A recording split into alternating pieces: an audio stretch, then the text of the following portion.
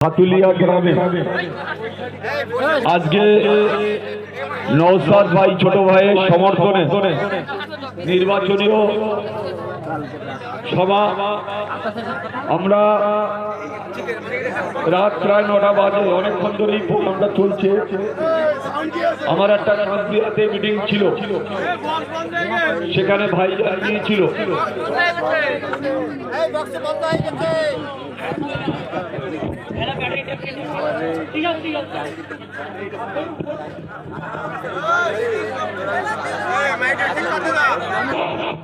Hello hello, আমি বলতে উঠলাম আর মাইকটা ডিস্টার্ব হয়ে গেল। যাই হোক,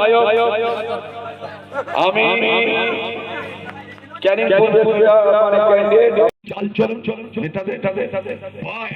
চড় করে ফেলছে যে মুখ্যমন্ত্রী বলে ভাঙড়ের কোনো উপায় নেই।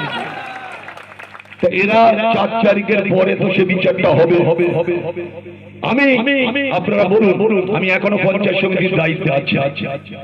আপনারা বলুন যে আমি 3বারের পঞ্চায়েত সমিতির সভাপতি, আমি একবার বিধায়ক, আমি 2013 সাল থেকে টানা পঞ্চায়েত সমিতির দায়িত্বে আছি। আমার সময় একটা ওয়েটল্যান্ডে ঘর করেছিল, খাল বুঝকে পর্যন্ত আপনারা জানলে অবাক হবেন যে এই খালের উপরে ফেলে কয়েক কোটি টাকা প্রশাসনের কিছু ব্যক্তিরা নেছে আর কিছু নেতাদের পেট ভরেছে।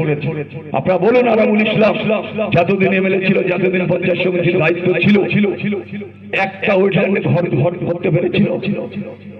আজকে বাবুর টাকা দিলে, বাবুর কাছে টাকা পৌঁছলে ওয়েটল্যান্ড গেল, তার থেকেও বড় কিছু হলে সেটাও মাফ হয়ে যাবে। আজকে 600 বিঘে জমি বিক্রি, 350 বিঘে আমার বিধানসভার মধ্যে তার টাকা বাসিতে বিক্রি করে 2200 কোটি টাকা। ওনার বাড়ি গিয়ে ব্যাগ ভর্তি টাকা, গাড়ি ভর্তি টাকা নিয়ে ওনার বাড়ি পৌঁছে দিয়ে আজকে এই ধরনের এতদিন সাজা হয়ে এইরকম সাজা জেলে আছে। আমি তো 5 মাস ছিলাম, আমি দেখেছি তাদের কান্না, তাদের বুকের ভাষা শুনলে বুক ফেটে যায়। আজকে সেই সব মানুষ আজকে জেল খাটছে। 600 মানুষ খুন হয়েছে, 32-33টা মানুষ সেই সময় খুন হয়েছে। আজকে একটার পর একটা অত্যাচার জুলুম হয়েছে। আজকে 2500 মানুষ বাড়ি ছাড়া, 5 থেকে 7,000 মানুষ ছোট্ট ছোট্ট একটা করে হেড়ির আলায় ঘর। আমি দাঁড়িয়ে প্রচার করতে দাঁড়ালাম। আমি বলি, একটা মহিলা ডাকলাম, আমি বলি, বাবা তোমাদের ঘরের হাল এই কেন? এখানে তো শওকত মোল্লা বাড়ি বাড়ি ঘর দিয়েছে। বলে শওকত মোল্লা বলেছে, শওকত মোল্লা বলেনি, ওনার নেতারা বলেছে জীবনতলা পার্টি অফিসে 20,000 টাকা জমা দিলে তুমি একটা ঘর পাও। বলে আমার স্বামী ডেলি খাটে 500 টাকা আয় করে, 2-3টে বাচ্চা, আমাদের জরির চাল, আমরা খাই জায়গার উপরে আছি। বলে এরকম 2 থেকে 2,500। বলে আপনি যদি বলেন আমি লিস্ট করে তৈরি করে দেব। আজকে তারা খেতে পায় না, তারা জল খেতে পায় না, বহু দূর থেকে জল আনতে হয়, পানীয় জলের ব্যবস্থা। আজকে তাদের একটা টয়লেট বাথরুম পর্যন্ত নেই। আজকে তারা অসহায়, জরি সারাদিন রোদ ঘাম আজকে জল করে তারা সেখানে বাস করে। আজকের উনি বলছেন যে ভাঙড় ক্যানিং আমি যে উন্নয়ন করে এনেছি সেই উন্নয়ন আমি ছবি তুলে আনবো। এরপরে ভাঙড়ের মানুষকে দেখাতে হবে যে কি অত্যাচার সেখানে করেছে, কি জুলুম করেছে। মানুষের ঘুম নেই, খাবার নেই, অসহায়, তাদের বাচ্চাদের মানে যাওয়ার উপায় নেই।